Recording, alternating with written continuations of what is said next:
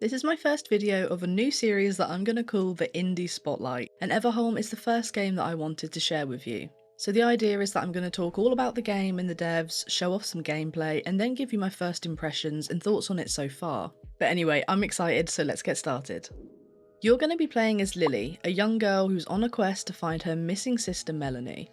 You wake up in the beautiful island of Everholm but have absolutely no recollection of your memories. However, everyone else seems to know you and why you're there. Something strange is going on in the paradise of Everholm and you need to talk to your neighbours to find out what the darkness is that they're talking about. While conducting your investigation, you need to farm, fish, forage, raise livestock, complete bundles, upgrade your farm, and of course explore the world. Everholm has tons of secrets for you to discover, and some of them need to be pried open with force, while others a little more finesse. Now this is a cozy game, but it's not too cozy because you will be doing some combat in the dungeons in the underworld. You'll need to use powerful weapons and spells to survive and bring back rare materials from the depths. What's great is that you have the freedom to choose what quests to do, and you can tackle the story in a non-linear way. Gain the trust of your neighbours and befriend them to unlock more secrets and figure out why they seem to know Lily, and what happened to her sister Melanie. Everholm offers over 50 hours of gameplay and it released just this Monday with full controller support and it's playable on the Steam Deck. The devs say that if PC sales go well then they want to bring it to Nintendo Switch and other consoles in the future. And speaking of the devs, is a small team of 8 people working in a studio called Chonky Loaf, which by the way I love the name. It's being published by Indie.io, who also published Plum Grove, Cat Cafe Manager and Mail Time, so they've got a good track record of games. Obviously I don't want to give too much away story-wise, so I'm just going to show you some of the core gameplay and mechanics.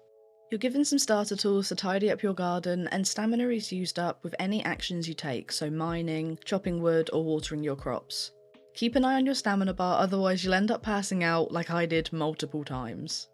Then you'll be sent to the shop to go and buy some seeds and plant your first crops. There's also a newspaper outside your door every morning that's got some tips in it, the weather forecast, quests or stories, and also the fortune telling cards which you can select your luck for the day. You start off with a workbench outside your house, and to begin with there's only a few items that you can craft, but you can unlock and buy more blueprints as you progress. You'll meet 15 NPCs to begin with, and you can talk to them and give them gifts to increase your friendship level.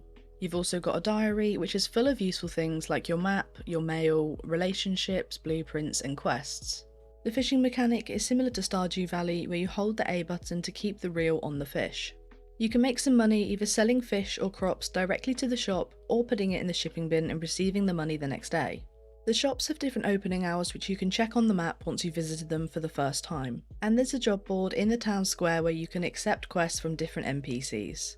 As you progress, you'll get to enjoy a range of cutscenes, and so far I've seen a mix of some wholesome, some funny, and some mysterious ones so far. Quite early on, you'll be introduced to the underworld and given a wooden club to bash your foes. The underworld is basically like a mine where you can find ores and rare resources, although I'm happy to report that so far I haven't found the combat too difficult, and there's lots of mushrooms around that you can eat to boost your health.